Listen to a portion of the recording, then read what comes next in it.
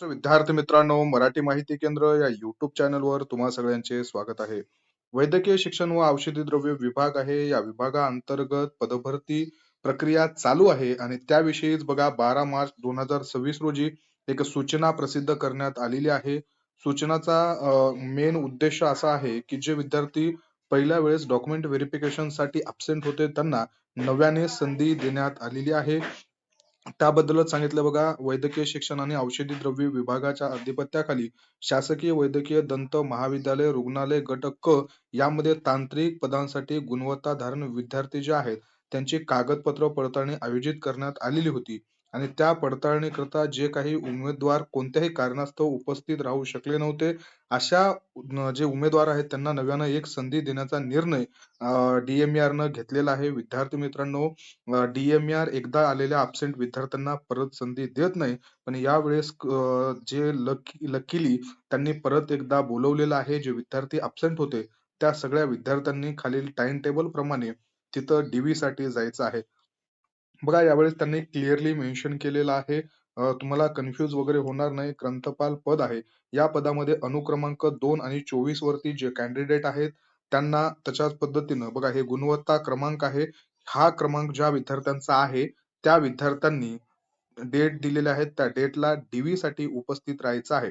तर बघा, सोमवारी म्हणजेच 23 तारखेला विद्यार्थी मित्रांनो, जवळपास लायब्रेरियन असेल, असिस्टंट लायब्रेरियन असेल, लायब्ररी असिस्टंट असेल, document cataloguer, X ray technician, X ray assistant, त्यानंतर ECG टेक्निशियन, डेंटिशियन असेल, असे बरेच जे पद आहेत या पदांचं DV आहे.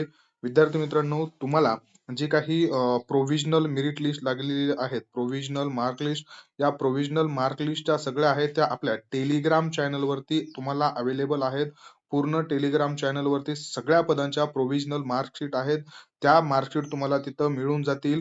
त्यामध्ये तुमचं प्रोव्हिजनल आणि फायनल मेरिट लिस्ट जे आहेत, फायनल मेरिट लिस्ट जे आहे त्या फायनल मेरिट लिस्ट मध्ये तुमचा अनुक्रमांक किती आहे तो चेक करायचा आहे. आणि त्या त्या पदाच्या अनुक्रमांकानुसार जर तुमचा अनुक्रमांक या कॉलम मध्ये दिसत असेल तर तुम्ही त्या दिवशी त्या वेळेमध्ये डॉक्युमेंट व्हेरिफिकेशन साठी जायचं आहे. बघा, खूप मोठी संधी आहे. लॅब असिस्टंट, लॅब टेक्निशियन जे काही कॅन्डिडेट अब्सेंट होते त्यांच्यासाठी सुद्धा खूप चांगली संधी आहे. बघा, अनुक्रमांक इथं दिलेले आहेत. या अनुक्रमांकाच्या विद्यार्थ्यांनी लॅब टेक्निशियन असेल, लॅब प्रयोगशाळा तंत्रज्ञ असेल, बघा प्रयोगशाळा सहाय्यक या पदांचं तर जे काही लिस्ट आहेत, इलिजिबल नॉट एलिजिबल लिस्ट आहेत. या इलिजिबल नॉट एलिजिबल लिस्ट लागलेल्या आहेत. परंतु विद्यार्थी मित्रांनो, बघा, लॅब टेक्निशियन असेल, लॅब सुपरिटेंडंट असेल आणि फार्मासिस्ट असतील यांच्या पदाच्या जे काही DV आहेत ते झाल्याच्या नंतर कशाही पद्धतीचं इलिजिबल नॉट एलिजिबलच्या अद्याप लिस्ट लागलेल्या नाहीयेत. विद्यार्थी मित्रांनो, DV ला बोलवलेलं आहे. इलिजिबल नॉट एलिजिबल लिस्ट लावण्याच्या आधीच बोलवलेलं आहे.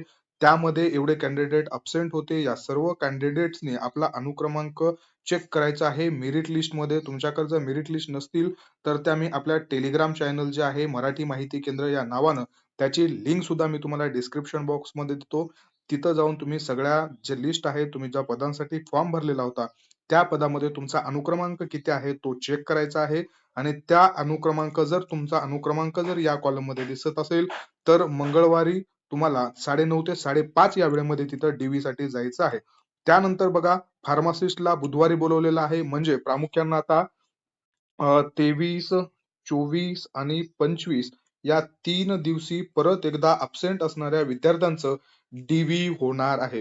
विद्यार्थी मित्रांनो, यामध्ये बघा, ज्या विद्यार्थ्यांचं नॉट एलिजिबल आलेलं आहे अशा विद्यार्थ्यांचा या कॉलम मध्ये जो सिरियल नंबर आहे तो नसणार आहे. आणि ज्या विद्यार्थ्यांचा या कॉलम मध्ये नंबर नाहीये अशा विद्यार्थ्यांनी तिथं जायचं नाहीये. मित्रांनो, ज्यांचा या कॉलम मध्ये अनुक्रमांक आहे अशाच विद्यार्थ्यांनी आपले प्रॉपर पूर्ण डॉक्युमेंट्स जे आहेत ते डॉक्युमेंट्स घेऊन DV साठी त्या त्या वेळेला जायचं आहे. यामध्ये काय सांगितलं बघा, गुणवत्ता यादीमधील सर्व सामाजिक व समांतर आरक्षणातील उमेदवारांचा समावेश या कॉलम मध्ये करण्यात आलेला आहे असं त्यांनी सांगितलेलं आहे. आणि बघा, आता या DV मध्ये जेवढे काही कॅन्डिडेट असतील यांचंच हे फायनल असू शकतं. यानंतर या कॉलमच्या बाहेरचे जे विद्यार्थी आहेत यांचं सिलेक्शन होणं म्हणजे 0.1% चे चान्सेस आहेत. विद्यार्थी मित्रांनो, सगळ्या होप असतात. या विद्यार्थ्यांमधल्याच काही विद्यार्थ्यांचं सिलेक्शन होऊ शकतं. बाकी उर्वरित विद्यार्थ्यांचं सिलेक्शन होणं थोडंसं अवघड आहे. आणि यामध्ये त्यांनी जे खाली आता तक्ता दिलेला आहे, त्या तक्त्यामध्ये जे विद्यार्थी आहेत त्यांना उपस्थित राहणं शक्य जर झालं नाही, तर त्यांना ही अंतिम संधी आहे. याच्यानंतर त्यांना कोणतीही संधी दिली जाणार नाही. त्यामुळं आणि आता बघा जे काही उर्वरित पदं आहेत, जसं की प्रयोगशाळा टेक्निशियन असेल, आपण त्याला लॅब टेक म्हणू बघा. लॅब टेकचं पद आहे. त्याच्यानंतर फार्मासिस्टचं पद आहे. मेडिकल सुपरिटेंडंटचं पद आहे. त्याच्यानंतर निम्नलिखित लघुलेखक आणि उच्च श्रेणी लघुलेखक असे 4-5 पदांचे जे काही तुमच्या एलिजिबल नॉट एलिजिबल लिस्ट लागलेल्या नाहीयेत. या लिस्ट आता या डीबीच्या आधी येतील का हे डीबी झाल्याच्या नंतर फायनली येतील हे आपण सांगू शकत नाही. जर या डीबीच्या आधी आल्या तर तुम्हाला आज ते उद्या या 2 दिवसात येणं अपेक्षित होतं. परंतु विद्यार्थी मित्रांनो, आता फायनली या 25 तारखेच्या डीबीच्या नंतर म्हणजेच एप्रिलमध्ये तुमच्या सिलेक्शन लिस्ट ज्या आहेत, या लिस्ट येऊ शकतात. आणि आता यामध्ये ह्या ज्या तुमच्या लिस्ट येत आहेत बघा, पुढची स्टेप काय आहे हेच मी तुम्हाला या व्हिडिओतून थोडक्यात सांगण्याचा प्रयत्न करतो. आता ज्या लिस्ट येत आहेत, या आहेत इलिजिबल किंवा नॉट इलिजिबलच्या लिस्ट.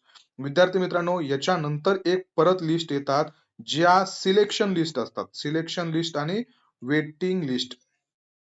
या डीबी मधूनच ते काय करतात, सिलेक्टेड कॅन्डिडेट आणि वेटिंग कॅन्डिडेट. फॉर एक्झाम्पल, एक जागा आहे लॅब टेक्निशियनची, तर त्याच्यावरील सिलेक्ट झालेला कॅन्डिडेट आणि वेटिंग लिस्टचा कॅन्डिडेट अशा 2 पद्धतीचं ते वेटिंग लावून टाकतात. आणि बघा, या सिलेक्टेड कॅन्डिडेट जर तिथं आला नाही, अब्सेंट असेल, तर मग या वेटिंग वाल्याला तिथं घेतल्या जातं. अशा पद्धतीचं आहे हे फायनल जे सिलेक्शन आहे. हे फायनल सिलेक्शन याच अनुक्रमांकाच्या विद्यार्थ्यांचं होते.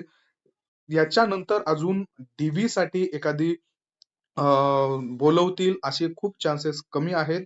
ऑलरेडी भरपूर सारे विद्यार्थी बोलवलेत आणि ज्या विद्यार्थ्यांचं परत एकदा त्यांना चान्स मिळालेला आहे, त्यांनी प्रॉपर डॉक्युमेंट्स घेऊन जायचे आहेत. त्याच्यामध्ये तुमचं 10वीचं मार्कशीट असेल, 12वी असेल, तुमचं ग्रॅज्युएशन असेल, डिप्लोमा असेल, त्यानंतर तुमचं डोमासाईल सर्टिफिकेट असेल, नॅशनॅलिटी असेल किंवा इतर तुमचे कास्ट सर्टिफिकेट असते, कास्ट व्हॅलिडिटी असेल, त्याच्यानंतर वयाचा पुरावा म्हणून तुमची टीसी असेल, लिव्हिंग सर्टिफिकेट असेल आणि सगळ्यात महत्वाचं इम्पॉर्टंट आहे बघा, काउन्सिलिंग रजिस्ट्रेशन असेल. या सगळ्या गोष्टी जर तुमच्याकडे अवेलेबल असतील तर त्या तुम्ही प्रॉपर घेऊन जायच्या आहे. विदाऊट या गोष्टी तुमचा एकही डॉक्युमेंट तुमच्याकडे नसेल तर तुम्हाला तिथं नॉट एलिजिबल केलं जातं आणि तुम्ही अभ्यास केलेला सगळा तुमचा वाया जाऊ शकतो. विद्यार्थी मित्रांनो, परत एकदा तुम्हाला माहिती जी आहे ती पुरवण्याचा प्रयत्न केलेला आहे. तुम्हाला दिलेली माहिती जर आवडली असेल तर व्हिडिओला लाईक करा, चॅनलला सबस्क्राईब करा. सगळे पीडीएफ नोट्स मिळवण्यासाठी टेलिग्राम चॅनल सुद्धा नक्की जॉईन करा. धन्यवाद.